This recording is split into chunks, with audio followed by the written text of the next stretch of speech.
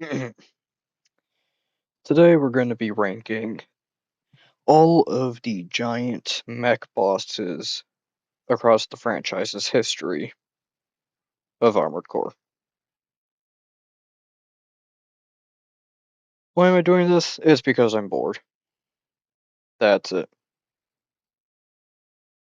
Now, looking at the list here, you could say I left out a few things. Is it either because I don't remember them or because I don't personally count them as bosses? Things like the tank, or specifically the giant tank in Master of Arena, or the arms forts and For Answer, or that human plus guy in AC1. I wouldn't necessarily call those bosses because, in way of the tanks and arms forts, they're more or less just glorified weapons platforms with just specific enemies you have to shoot. Enemies in this case being the turrets. So I won't necessarily call them bosses. Plus, they're so common in For Answer that they stop feeling special after a while. I mean, there's literally a mission where you have to like blow two up instantly, so yeah. As for the Human Plus guy in AC1, that's more or less just because, well, I kind of forgot he existed. So we're going to look at the first of the first, the Devastator, I think this thing's called, from Armored Core 1. This is if you go down, I believe it's the Murakumo route. Yeah, it's the Murakumo route in the first game. Now, design itself, it's very imposing. I mean, considering the fact you're barely like half the height of its shin, so yeah, it's huge. It's got cannons, it's big, it's slow. Except the fight is immediately trivialized if you decide, oh, that's right, laser blades do more damage when I'm in the air. So upon air blading it, it'll die in like two or three hits, so it'll probably land like maybe one hit on you before it's dead. However, because why not, I'm also going to count the Nexus remake on it. No, they're not pictured, but they're literally the same bosses, so I will also count the Nexus remake, and the Nexus remake is a pain in the ass. Like, already you've spent an entire level, blowing stuff up, so you're already at, like, maybe 6,000 AP, assuming you play pretty damn well. And now you have to fight this thing, which basically does not have, like, a blind spot. And because they changed the blade physics for Nexus, or Gen 3 in total, that means you don't get your easy kill. To call this fight a struggle in the or Evolution disc is an understatement. So you know what? We're gonna put him in B tier.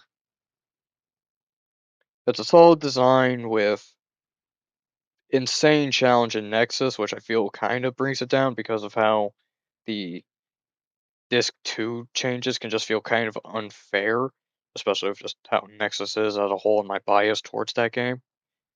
The note, I do not like Nexus. So I'll give him a steady B tier. Next up, Phantasma Prototype. Prototype Phantasma shows up in Project Phantasma. We'll get to him later. And for the most part, it's a very simple fight. It just shoots lasers at you, and as long as you're just up in its face and just keep slashing, you really don't have much of a threat to deal with. It's kind of just over in seconds. No, of course, because yes, they decided to redo the level where you fight the prototype in Disc 2 of Nexus, and oh, look at that, you have to kill two of them. Because of course you do, of course you have to kill two of them. Nothing can ever be simple. And Jesus Christ, do they tear you apart in Nexus? Like Stinger and whoever the hell he got to pilot the second one. Like I don't know what they put in those things in Nexus, but fuck me, dude. They are strong. Design wise, it kind of reminds me of Anakin's speeder from Star Wars Episode 1, so there's that, I guess. Or there's also the Naboo starfighter and the B-wing, so it basically has got a very Star Wars design. I do like the little claws on it though, kind of look like fangs, like you'd think it would just close down and chomp on you. So I kind of forgot what I was saying. My mom just came into the room and talking about lawn. All right, so uh, easy fight in Project Phantasma, hard as balls in Nexus. I'll put him in A tier. Namely just for aesthetic purposes, like gameplay wise, it's not very complicated to fight, but I mean, I like it. Now, oh, there it is. Now we have Project Phantasma from Project Phantasma. This one is a bit of a stinker in Project Phantasma. It's basically the same as Prototype, except it has big missile launchers and it's got the rainbow cannon. And oh boy, that rainbow cannon. Unless you do the strategy of sitting in front of him so you don't take any damage at all, it's fine. But the issue is the fight takes fucking forever because when he starts using that rainbow cannon, he gets invincibility. I can't tell if he gets invincibility on startup as well, but needless to say, it's a drawn out fight, and if he uses the big missiles while you're trying to get up close, then, well, pray to God that you outrun them in time. Now, of course, what you're seeing here is the Another Age recreation of it, so it's more or less the exact same fight, except you're playing by Gen 2's rules instead, so it kind of mitigates some of the challenge because you can take out the big missiles with your shoulder extensions, and, well, that leaves its only attack to the hyper cannon, so if anything, it gets kind of downgraded in Another Age. I don't know, it's not really as tough. So, oh yeah, that's right, we have to talk about aesthetics. I mean, it's basically the same thing as Proto Phantasma, but red, and it doesn't have that, or, oh no, it does have that arc, okay.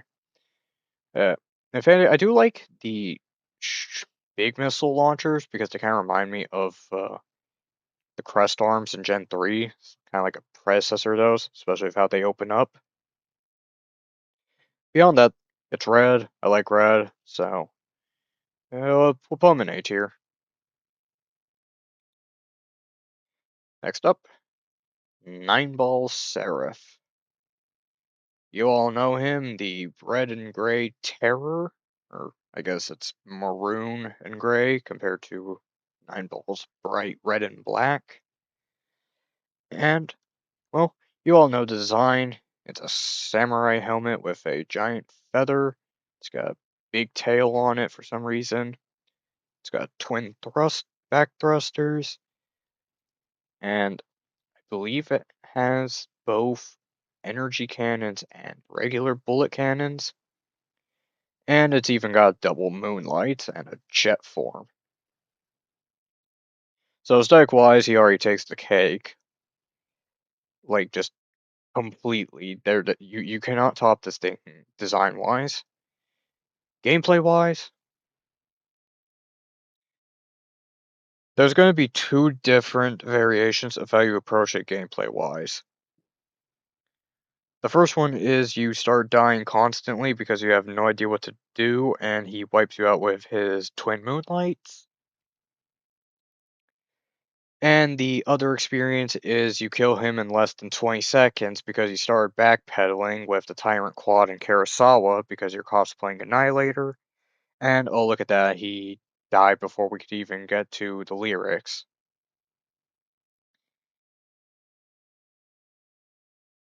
Yeah, he was supposed to have a higher health pool, but they capped him at 4,000 in Master of Reno, so he dies really quickly. But then that also brings us to the Another Age remake where he has 9,000 HP.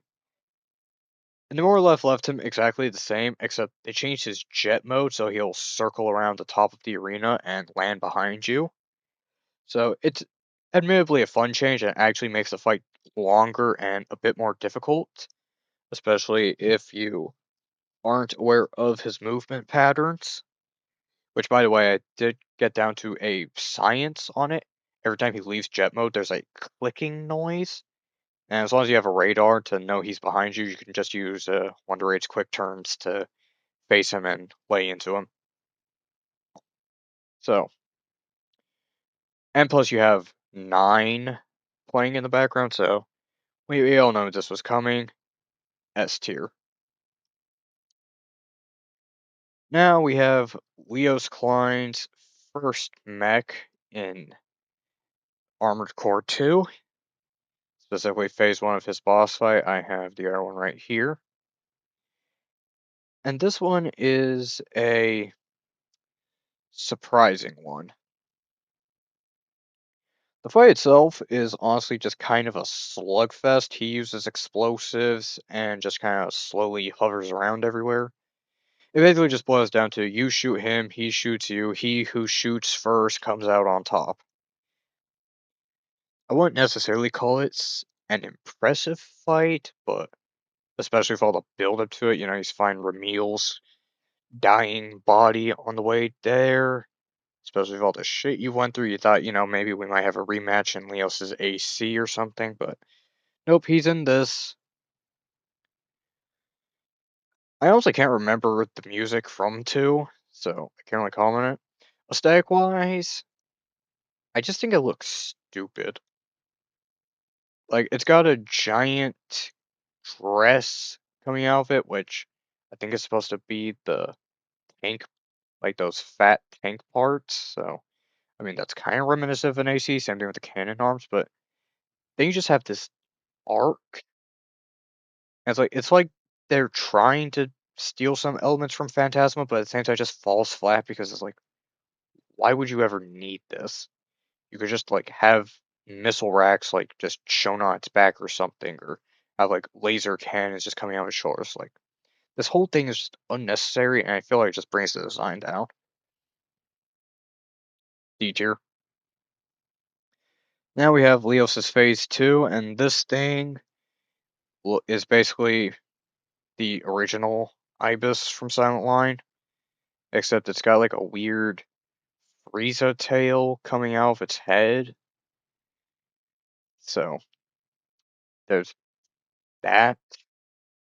Fight wise, you're basically just slapping each other with glow sticks, and I think it shoots you. Now, normally this would be a very hard phase too, except they kind of made the mistake of refilling your AP and energy and ammo in between phases, in between this cutscene. So if you just do the limiter release cheat with the Kurosawa, you've already won the fight. He literally cannot stand a chance against you as long as you have a wide FCS and decent tracking. So, F tier or not F tier, D tier. Next up is the massive MT of Another Age. This thing is actually a two-parter. You fight it in one mission, trying to be or it's trying to be restored, and I believe it just has its cannon and arms. They still hurt though, but it's immobile, so you can just take it out there. It's honestly a really, I don't want to say easy because each shot's like 500 to 1,000 AP if I remember correctly. So it hurts, but you can hurt back. But once they get up and flying, then you have an issue because not only is it basically near the edge of the skybox, so you need a really long range FCS just to even think about locking onto it, but you also gotta fucking like tail behind it and try to stay out of its line of sight because oh boy do these weapons hurt. It's basically what the Leviathan is in Last Raven. The stop preemptive assault one, not the final assault one. That the one with like 9,000 health. It's basically like that, but worse because you're not really given any cover outside of a few wayward buildings that takes place in the middle of the desert. It isn't a very fun fight. Aesthetics wise, I mean, it kind of resembles NAC, I guess. It, I mean, I do like the mono line eye over it. Like that's intimidating. The grenade cannon for a mouth kind of hampers it down. Same thing with these shoulder extensions. Like you could have just had these like on top of the shoulders, not just awkwardly protruding out. The cannon arms are also pretty fun. I do like the jet legs. Like it's a solid design. It's only hampered down by a few things. So I'll put it in C tier. Next up, next up we will do the Leviathan from Armored Core 3. This thing, I'm just gonna put this in F tier. This thing is fucking pathetic. It's one of the few missions where hover legs are mandatory, and if you do use hover legs, you basically break the fight in half. All you have to do is bring a parry blade or the strongest laser blade you can get your hands on, and you can just tear into it once it surfaces from under the water because the only way it's going to hurt you is either through the VMLs when it does surface or the orbits that it releases while it's diving. Once it's up top, if you just boost into it, the fight is over in seconds. It's genuinely pathetic that they thought this would be a challenge late game. And plus, it just looks dumb. Like the main body is a submarine, so okay, that works. But then you have the head coming out, and then you have like these wing things like just coming out the side. And the thing is, the wings don't contribute anything to it. Like they don't fan out, and then oh look, now it's shooting lasers at you. It's just there. Like what are you trying to be aerodynamic underwater? So F tier, it's a garbage fight compared to the giant, massive MT from the same game. This one is interesting because it seems easy at a first glance. You know, just stay out of its range, pepper it with a grenade cannon, and tank legs or something, and oh, it can barely hurt you if you use the crow. And then you hit phase two, and the top half completely comes off. And so now you've got a bomber circling the arena while the main body just shoots a fuckload of missiles at you. Admittedly, it does get a little cheap because the phase two starts you off right in front of both segments, so they can get a few free hits in, assuming you didn't bring a consort. But assuming you don't come back to destroy both halves for OP Intensify, you could just pop the crow, lay into the first half, and the fight's over relatively quickly. If you want OP Intensify, then oh boy, you're gonna have a fun time trying to get this little bastard down. But if you do beat this thing without a consort the first time, then you get the Moonlight, so that's like a fun testament of skill. So we'll put you in A tier. Now I'm not going to include like the controller ACs or anything like that. Because at the end of the day, there's still AC fights. Same thing with the silent line, because that's just, well, you just shoot a bunch of batteries. Oh no no no! I'm missing the train from Silent Line. Uh, okay, well the train. I'm gonna be honest, the Silent Line train's really boring. Anyways, I mean you just overboost to the front of it and just ride it while you shoot. So I won't even consider that boss. So next up we're gonna look at Ibis from Silent Line. Ibis is aesthetically, it's basically a black 9-ball Seraph mixed with Leos. It's got, actually, no, it's just a black 9-ball because it's got a laser rifle, laser blade, orbits, what looks like the Mirage Heavy Overboost Core. Like this thing is basically the AI's attempt at making an AC, which I do respect. It's a very good design. The issue is the boss fight just sucks. Its whole gimmick is that as you fight it, it scans you to adapt to your fighting style and then, respond accordingly. But the issue is, if you just use the crow, or no, you don't even need the crow. If you just use an SMG or something with a exceed orbit and just rip into it, the fight's over in seconds. Like it can't even do any of its fancy tricks because you just wipe out its health instantly. Like I get the merit, I get the idea behind it, but the execution, because of how busted the crows are in Gen 3, it just kind of makes the fight kind of moot. And if you do use the MGW 800 and the 300 simultaneously, then there is no fight. It's just done. But it does have uh, Lapse of Time and Artificial Line playing, which are some of the best songs from Generation 3, in my opinion. So yeah, I'll give it an R8 tier. All right, next up we have uh, the prototype Leviathan from Armored Core Nexus. This one is, yeah, this is barely a fight.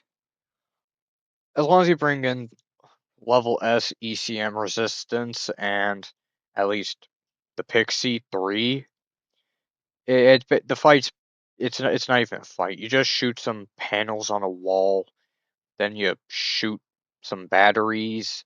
You don't even shoot the Leviathan. You just shoot the batteries, and it literally just falls over and dies. I don't know. It's aesthetic wise. I'd like this cannon in the middle. I like the gray and the green lighting, but it's just a half baked version of this thing from another age. It's just a half baked version, so I'll give it a D tier because at least it tries. But if you know what you're doing, come prepared and whatnot, then there's really no point. Next up, Red Butterfly from the end of Nexus. Oh boy, is this one doozy. This thing is basically just 9-ball, as in like it shoots a pulse rifle in bursts. It's got grenade cannons. I think it shoots missiles, but whatever. And occasionally it'll like sit on a wall to use its grenade cannons. For the first few times, it's actually an intimidating fight. Like you have no idea what the hell this thing is, what you're supposed to do, when to shoot it and whatnot, what it can do. It does create like a decent, moment of stress, but well, I guess FromSoft didn't really test double trigger builds because, considering they have a part for killing this thing in 30 seconds, and the fact that, it does have a low health pool, it does kind of stagnate in the long term because if you're expected to speed run it, then clearly they didn't want this fight to be, that hard to begin with. Because once again, you're meant to speedrun it. I'll put it in B tier. Now we have the pulverizers from Last Raven. These I'm gonna put under just a broad umbrella because they all kind of do the same thing. They all have laser blades, energy blasts. So aesthetic wise, these things are basically like a mockery of an AC. Like you kind of see like the Vixen core here, uh, the Cougar 2, I think it was. Yeah, Cougar 2. The Kisaragi blade arms, and okay, the head's a custom one, but like you could see parts of ACs in this thing. Plus, you've got the tank leg, the quad leg, the hover one, and then you have the aerial pulverizer, which is basically just, kind of like a giant insect. I think my favorite thing about it is like the weird pulsing sound they make, where it's just like a bunch of whirring and clicking. It almost gives them an organic feeling, but then you look at the blue and then you just realize, oh, these are just solid machines. Except for the bipedal one, Evangel controls. That one is honestly a pretty fun fight. Honestly, outside of the hover pulverizer you fight, all of them are really challenging in their own regards. The tank one hurts like hell if you stand still. The quad leg is really fast. The bipedal one makes up in lack of range by being able to send off energy blasts and having some of the strongest melee in the game. The hover one can fly. The the super one has like that energy shield and the spread cannon, and then the final pulverizer, which I like the final pulverizer a bit more because it replaces the blue with red and replaces the bronze with blue. So it's kind of like it's just a total inversion of the style. This I don't know. Pulverizers just are really cool. So you know what? S. Let's see. Armored Core 4, Joshua O'Brien. No, I never beat Armored Core 4. I'm not sure if there are any other bosses. I think there's the Soul Dios cans, but like I said, Arms Forts, I don't know. I don't really, that's just my, from everything I do know about the series, I don't really know what bosses. Oh, wait, yeah, I forgot about the Leviathans from Last Raven. Uh, C tier. Look, the ones at the end of the Vertex route are really pathetic to deal with. You, they literally go down like a few seconds. They're not that intimidating. The preemptive assault one, that one is pretty dangerous. That's really it though. They also appear in Silent Line for one mission, but that one, if you figure out the infinite lightweight EN trick, it just goes down in seconds. So yeah. All right, so the Double O Aretha, which appears in 4 and 4 Answer. From a aesthetic viewpoint, this thing is basically the Alia on crack. The head's fused with the core. It's got super long shoulders. It's got jagged legs. It and in its 4 Answer fight, it basically, or not 4 Answer, it's 4. When you fight Joshua in this thing, it basically fucking teleports when it overboosts. It's got quad barreled gat, or not quad, a quintuple barreled Gatling gun, and a laser rifle so big it can barely carry it. Like that just reeks aura. Or it would if I could actually see anything in that fight. Because that's one of Generation 4's biggest problems is the overabundance of particle bloom everywhere. It puts Twilight Princess to shame.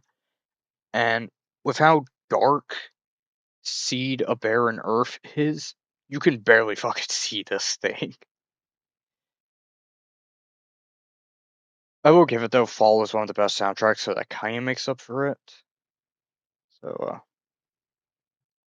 oh yeah, fight wise, I'm going off of the four answer fight, but I do know it. I think he has assault armor in four.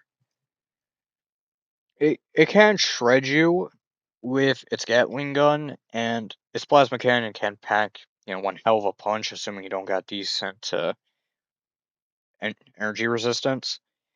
All in all, it's a fucking chunk of a fight. So you know what? Put in B tier because the arena just really brings it down. Now we've got. Oh yeah, also they really gimped in for answer.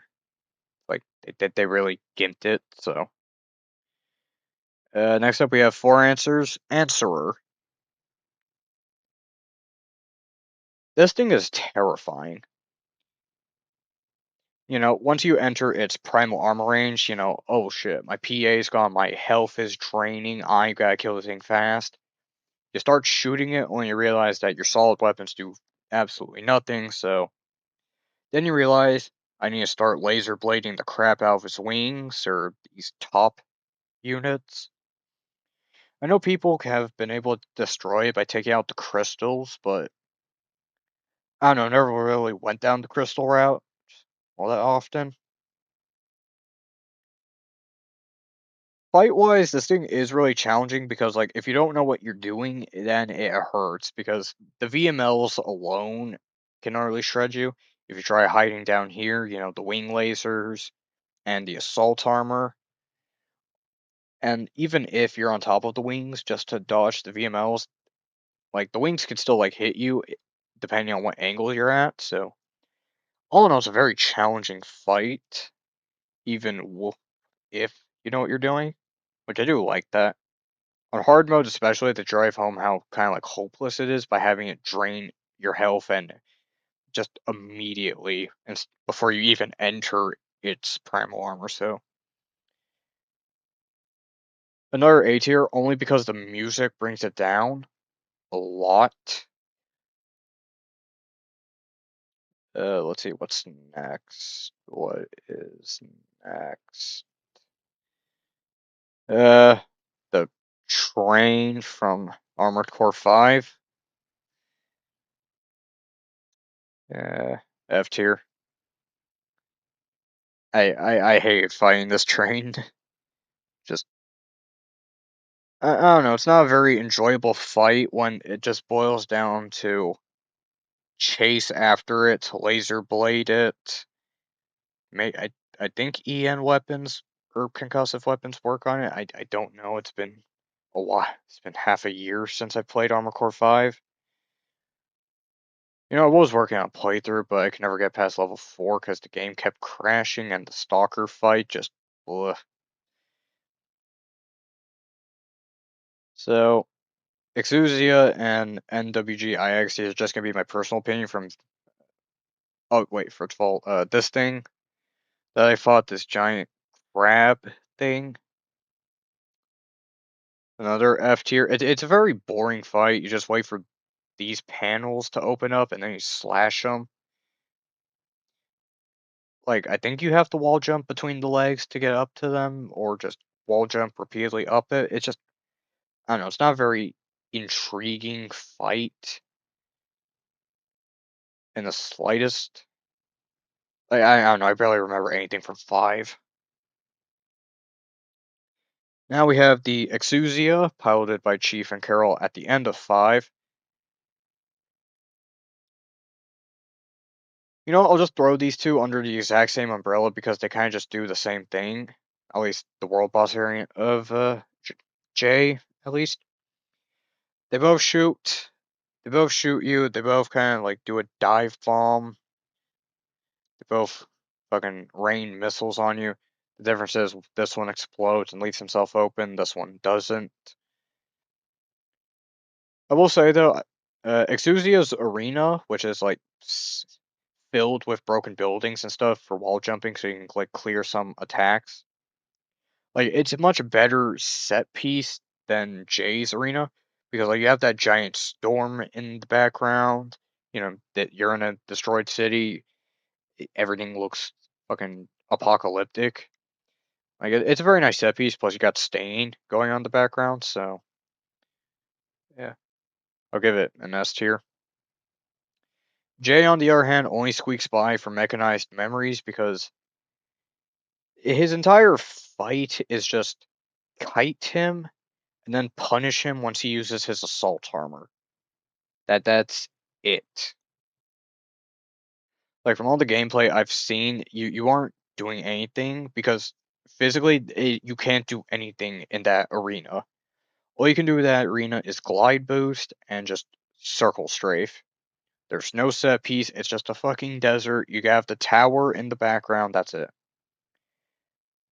Now, design wise, it is white glint, but it's also a mixed mishmash of the higher core and the 063AN legs, I believe it is. And he has a cool like jet for his Vanguard overboost, but he only uses that in his world boss fight, and I haven't seen any footage of that, so I'm just going off of the story fight.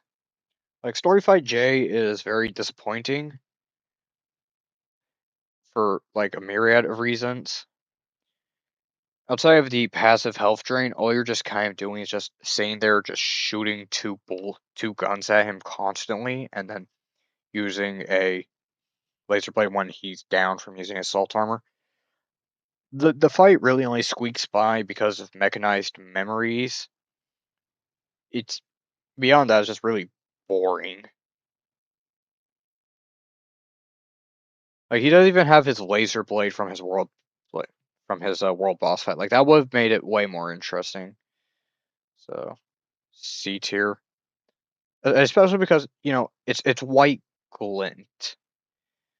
Like I'm necessarily the biggest fan of White Glint 2's design, but the fact that they had to bring it back and give it to the wrong pilot, because mind you, this is technically a clone of Joshua O'Brien, who when he died he was piloting this thing, so technically him piloting an Olio would make more sense than him piloting White Glint. Next that was really designed after he died. Like, I don't know, it doesn't make any sense for him to be piloting White Glint or Black Glint if, he never used this one. Okay, tangent aside, next up we have the bosses from Armored Core 6. I am missing the Juggernaut. Let me see if I can find that file. I thought I had the Juggernaut in here. Uh, okay, no, we'll just put the Cataphract again, and we'll just say it's a Juggernaut. So we all know the Juggernaut, it's a giant big slab of metal. It's got some cannons. It's got mines. It charges you. It's basically a beginner's cataphract, except instead of hitting it in the face, you have to smack its ass. And for the first phase, you've got Rusty with you taking the aggro while you hit the back, and then after that, he dips and you realize, oh hey, you just fly over it. For a mid boss in Chapter 1, I'll give the Juggernaut a B tier. It's a nice set piece for what will eventually evolve into Cataphract, which speaking of, the Cataphract. Yes, and I'm skipping Balteus, I'll get to them later. The Cataphract is honestly a pretty fun fight. No, the auto cannons do not fire as fast as you think they would. Uh, Honestly, the main killer in that fight is going to be the laser shotgun and its charges. The missiles are easy enough to dodge, but that laser shotgun, I don't know, just constantly gets me for some reason. Also, ironically, if you watch the trailer for it, you aside from having like kind of semi-personal vendetta depending on the player, it also teaches you how to deal with the cataphract of go directly for the face and don't make any distance. Since it shows 620 getting annihilated by the laser shotgun while 617 is able to, close in and take it out. So I think that's like a nice bit of building up to. Plus, you also get to hear the pilot shit himself when he realizes you aren't Raven, so A tier. Plus, I mean, design it's cool. It's a giant tank that can fly sometimes. Uh, okay, I gotta put down our Balteus. Think I missed. The, the, the,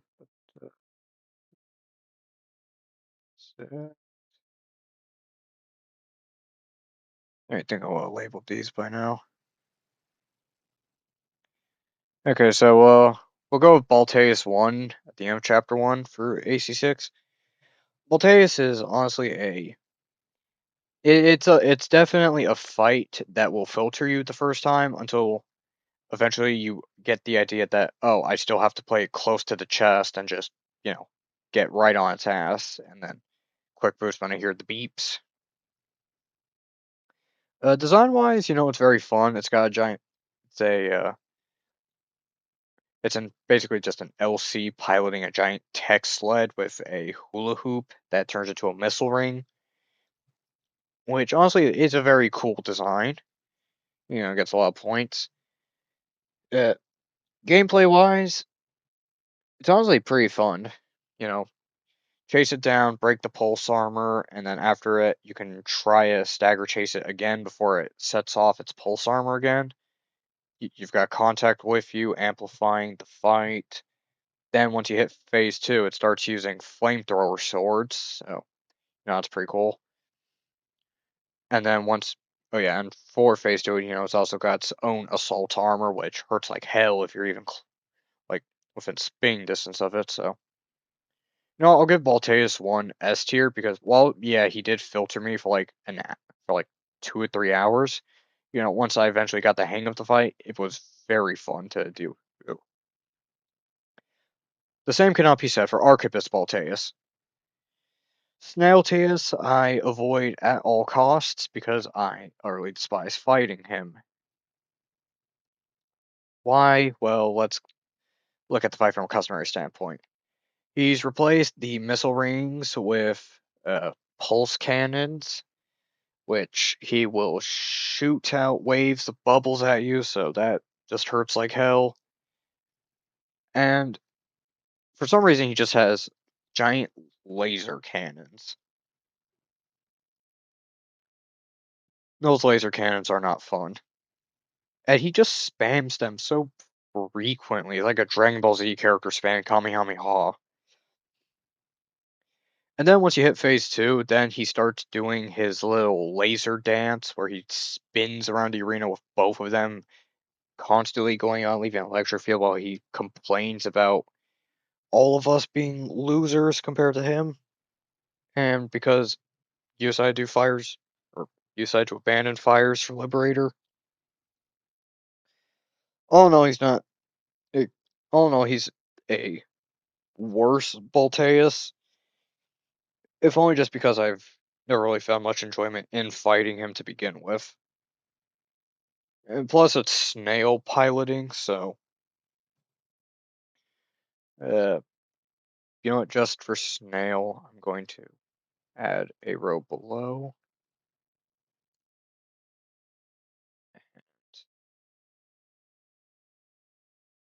Snail tier.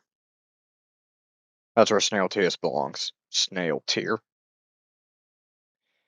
Next up, we've got the sea spider. Which honestly, the sea spider, outside of its tracking missiles, aren't necessarily a big threat. The sea spider alone is kind of a boring fight once you really get down to it.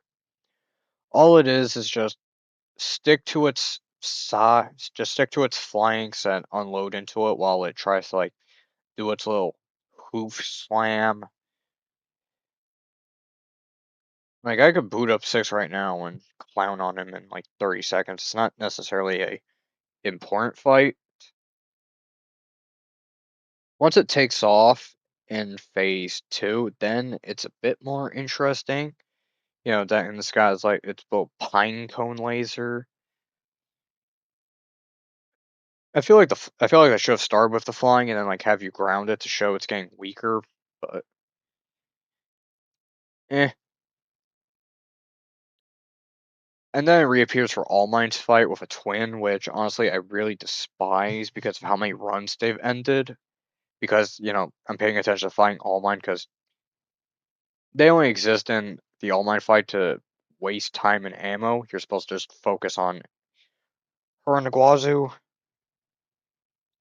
So, we'll put this in D tier because at least it's a unique design.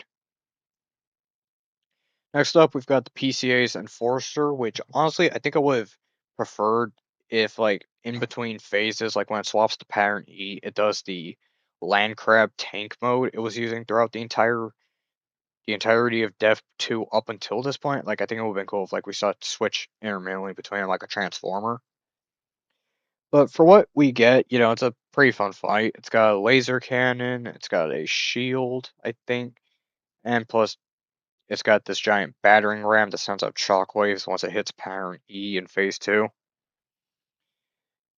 The only thing that kind of brings the fight down is once you remember, oh hey, I can fly, then that just kind of takes away most of the challenge because it's a grounded enemy. But for the most part, it's honestly a pretty fun encounter once you get the hang of it, which can really be said for every single boss in 6. I can't say I remembered the music, so I'll put it in B tier. Next up, we have the Ice Worm, which honestly is a very, very boring fight after your first playthrough because it just becomes a game of waiting for it to be open. Like you can speed run it really quickly if you get all of the early needles in. Like at the start of the fight, you can needle it instantly, so that's phase 1 down. Phase 2 takes a bit of a while, but once it leaves the ground and starts going up, kind of like this, then you can needle it, and it's phase 2 over with. 3 is the only time it ever requires a bit of skill because you're dodging a lot of suicide drones, and you have to hit it again because the shield's stronger. But outside of that, there's little skill involved because it's basically a glorified cutscene.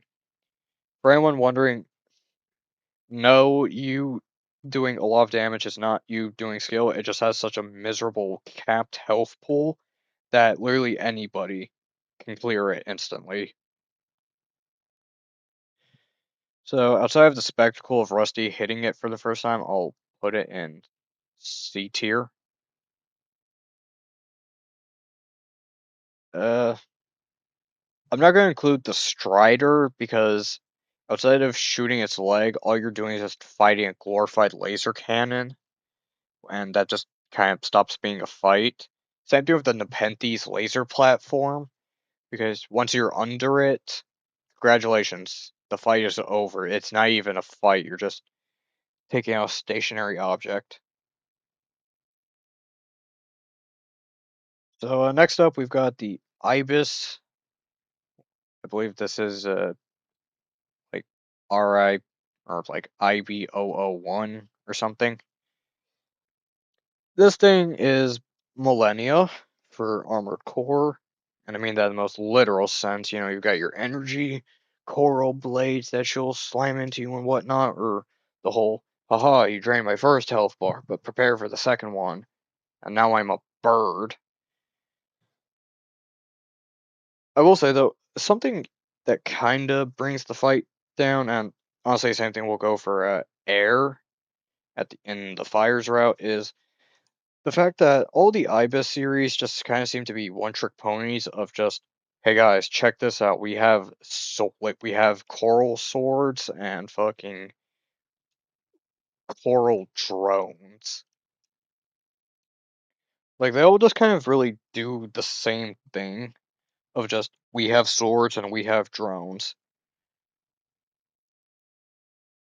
Actually, now that I think about it, both this and air have bird forms too. So also just put we'll just say this represents air because they both do the exact same thing of we will send out our drones to attack. We'll shoot lasers at you. We'll do a giant laser cannon because yes, this one does have a laser cannon too. We've got red beams, red beams, red sword beams.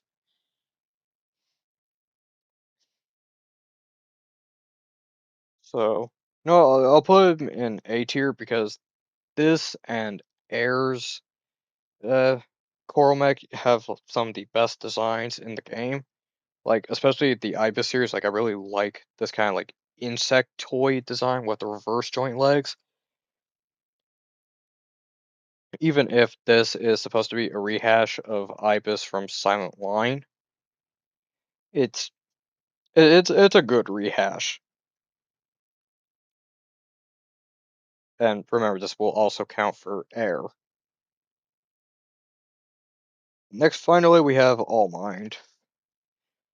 All Mind is a conflicting fight for me. Part of me wants to be annoyed with the fight. The other part of me also wants to respect it because you got Iguazu to actually do something interesting. But frankly, the fight is already hampered down by that cheap shot she does at the beginning with the Mind Gamma Mall, but that isn't about an AC, so. The start of Phase 2, which is when the Soul mod is introduced, is alright. I do think her relying on the sea spiders to, create dissonance for a challenging fight kind of brings it down because, like, I'm actually so much of a non-threat. I need two previous bosses to, make up for it. Because in a vacuum by herself, it's kind of an underwhelming fight until Iguazu takes over. And I really mean that because you're basically just doing a rehash of Air's fight, but without any of the laser drones or bird mode. So it kind of just loses points there. And then once you hit phase 3, when Iguazu decides to get rid of Air, the Sea Spiders, and All Mine, then he does his best Wolverine impression because all he does is just spam melee attacks, which to this day I still have absolutely no idea how I'm supposed to dodge the attacks. Like with air, it makes sense, whichever side the sword's coming from, dodge that because it's always an overhead swing. Just dodge. Like if she's coming from the right, then dodge right. But Iguazu, I have never been able to come across a consistent pattern for dodging his laser claws. So it the fight really starts to come off as kind of cheap,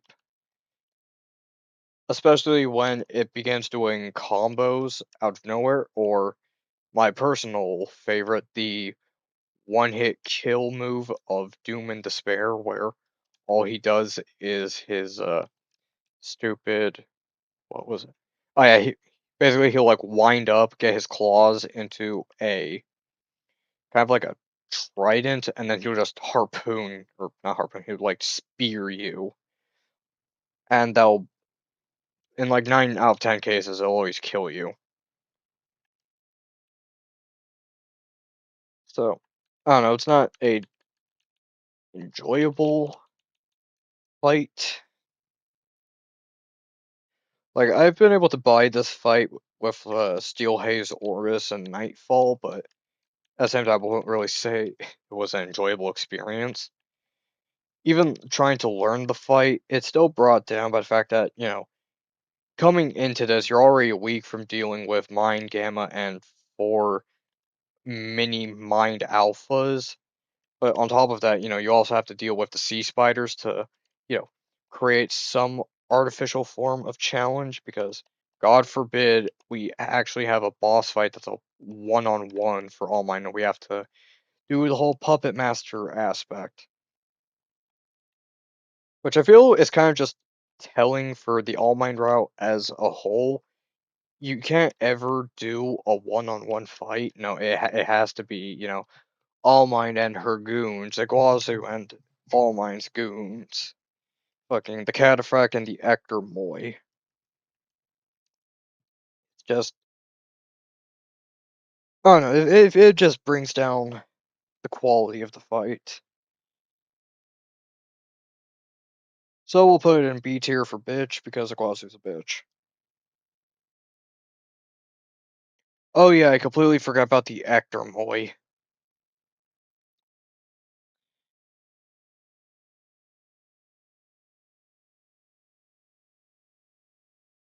Uh,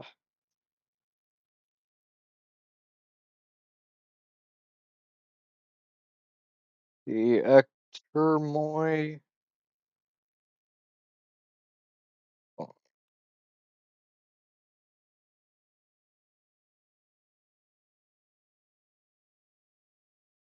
Oh, where is it?